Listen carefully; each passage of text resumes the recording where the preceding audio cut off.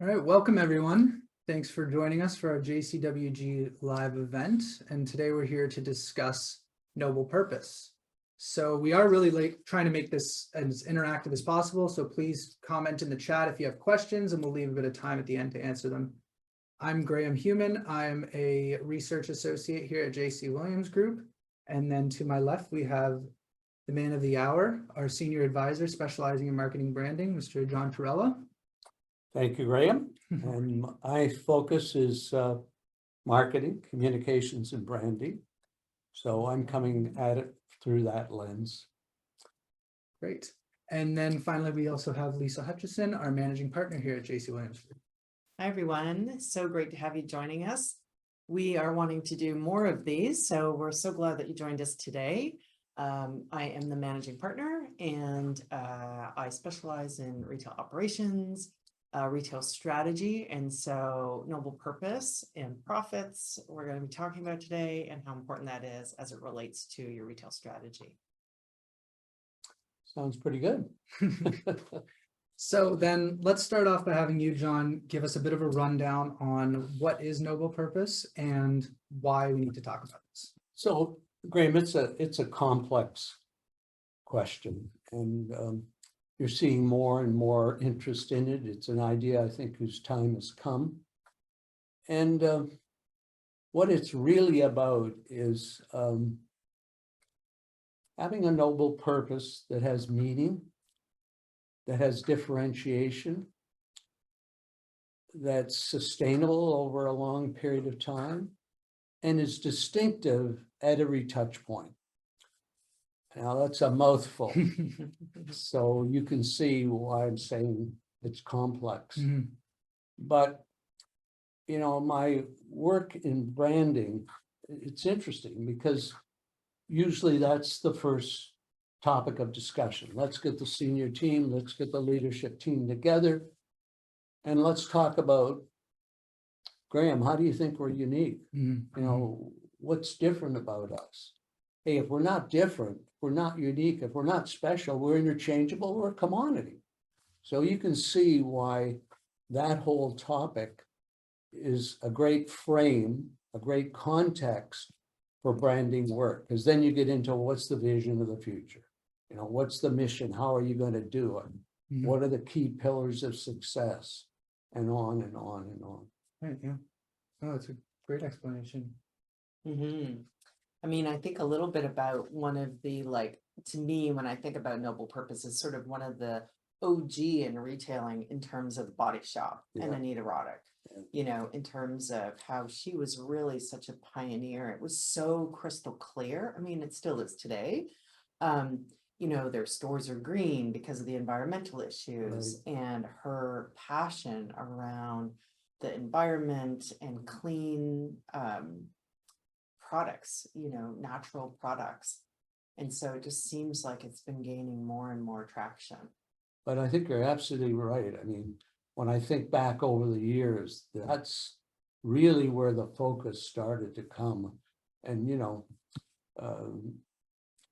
it's always good to look at the leaders because lessons learned.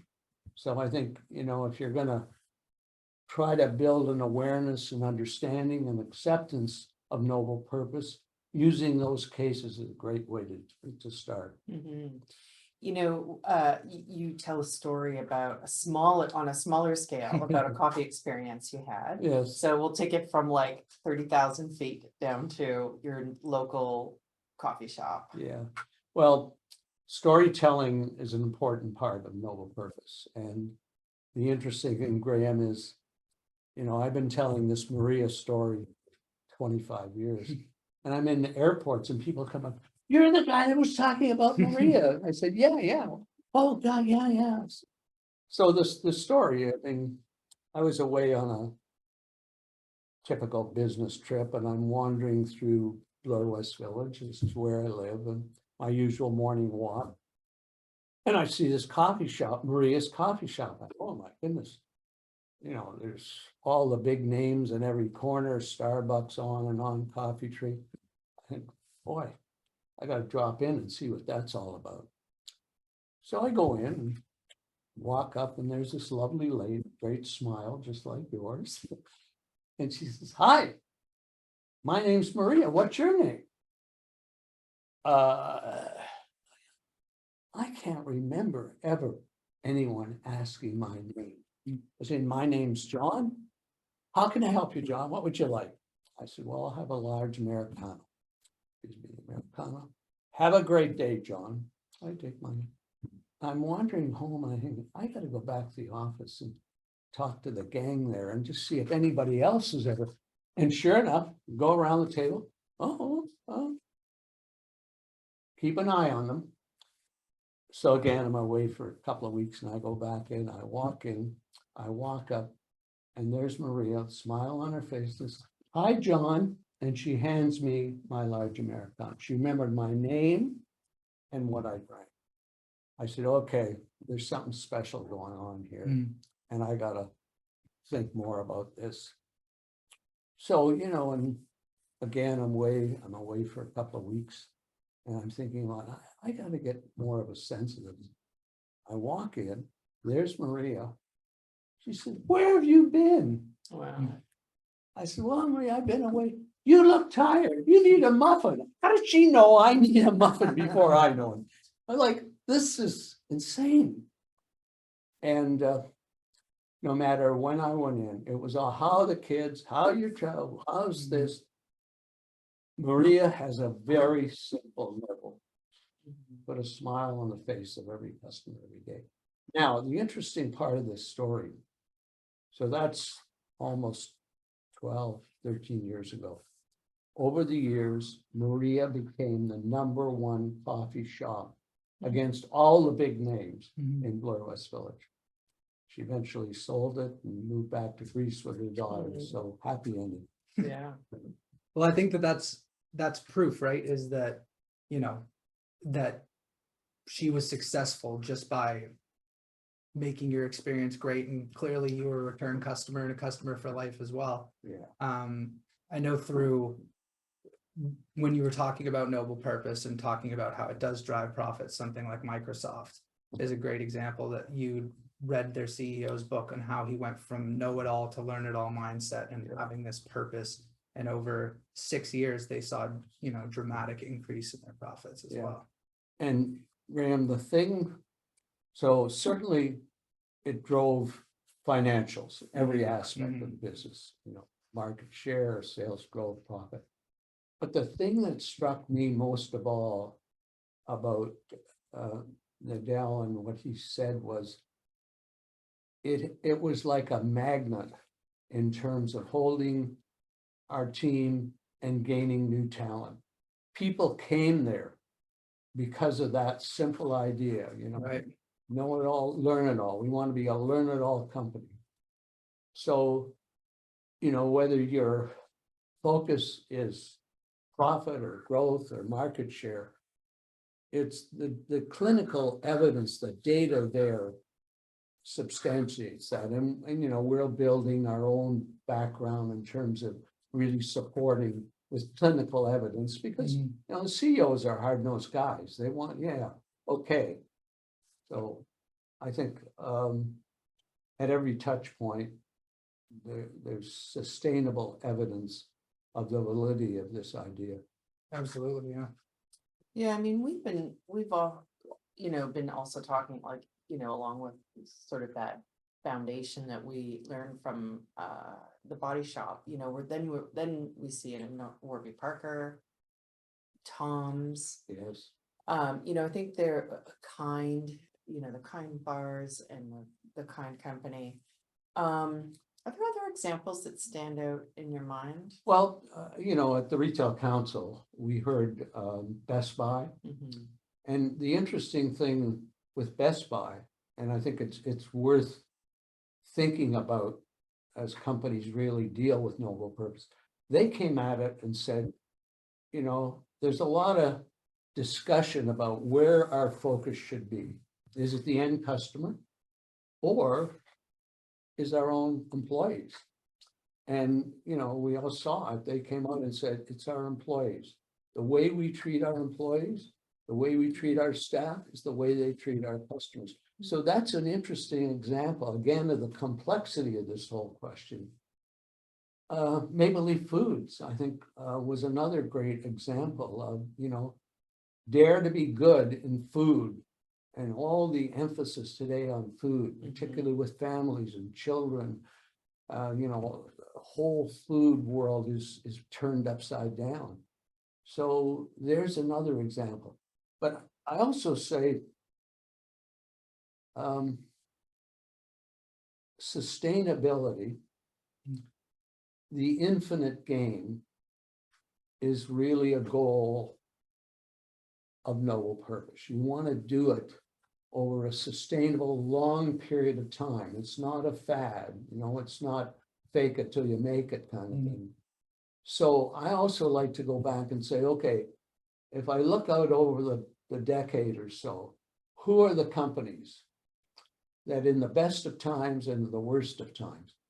So whether you agree with them or like them or not, Nike, IKEA, Apple. So there's lessons learned.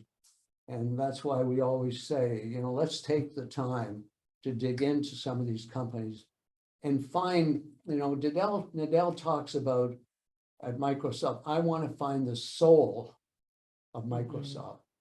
I want to find the inner voice of this company. I want to go back into its history and track that. And that's a good way to start, look at the founders, look at the history of the company.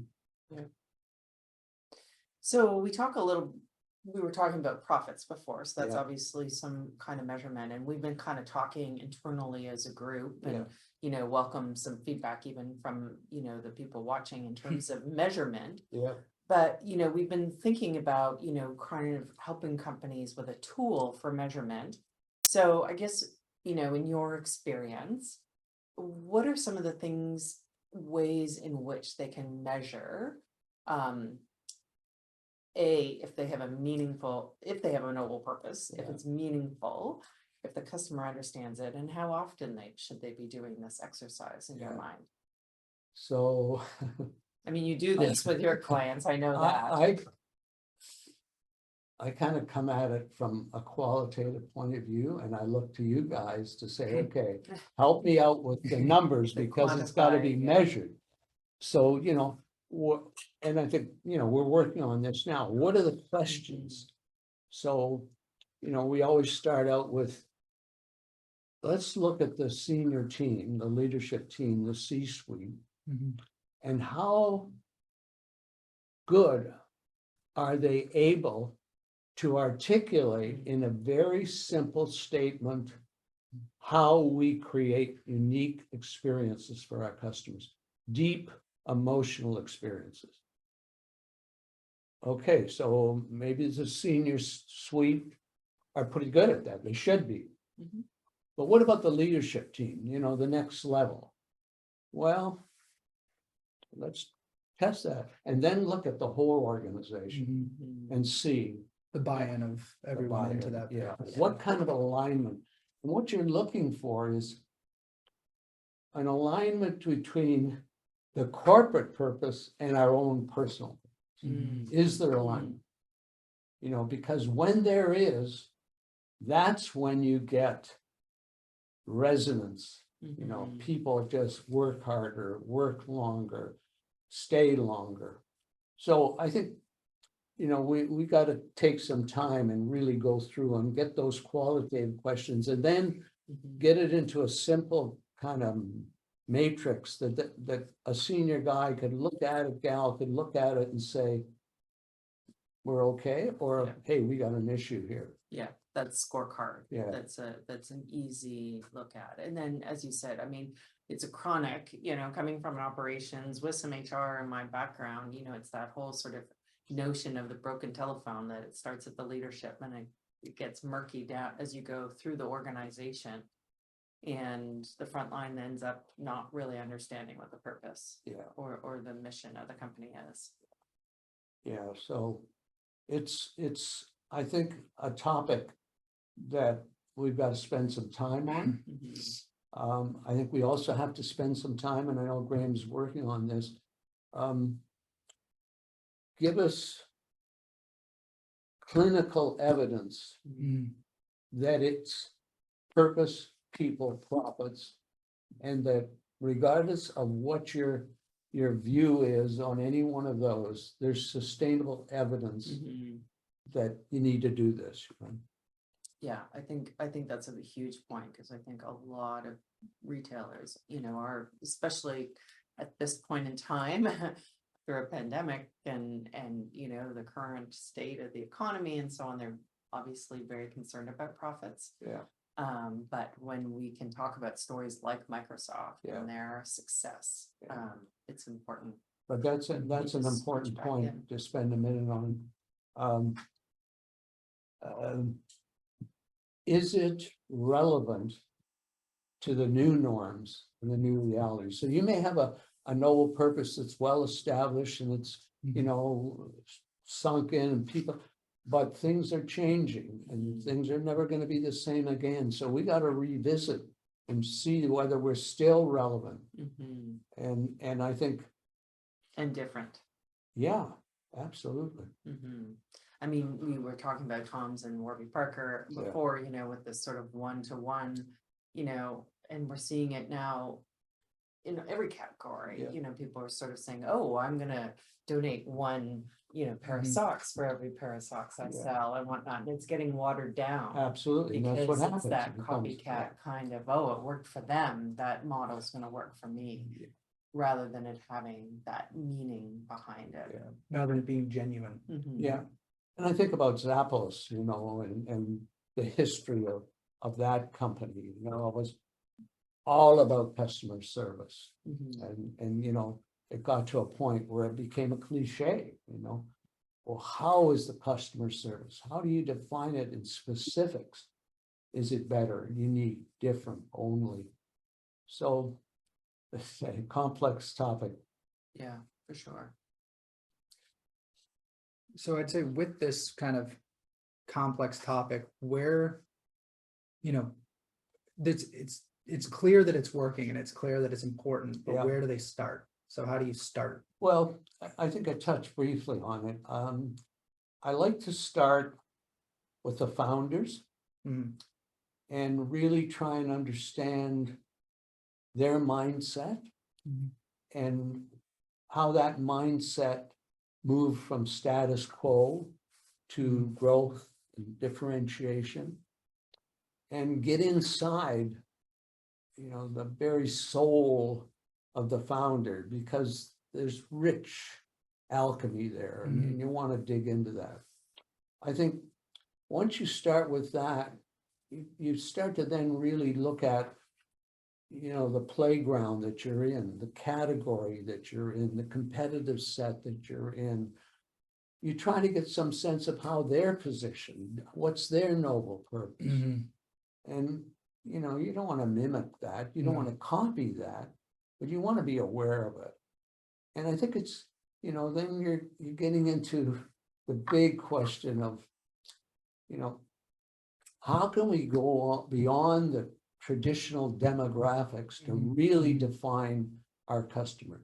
And you like personas, and I'm a big fan of that. And I think there's a richness in getting the persona of that target customer. And, we're doing some work right now with Furniture Group, and, they've always had Busy Jenny, that was their target customer, mom, kids, homeowner, chief financial officer of the home and everything else. And that was their focus. Mm. But what they found is that if they're going to accelerate growth, they've got to look at the total customer segment. So the millennials, the seniors, and each of them has a different furniture buying, shopping behavior, needs and wants. So you start to get into the depth that has to, you remember Susan O'Brien at the Canadian Tire at the Retail Council? Yeah. And she talked about, it was a year Yeah. of From every talking to level of the every organization, level. yeah. Every stakeholder.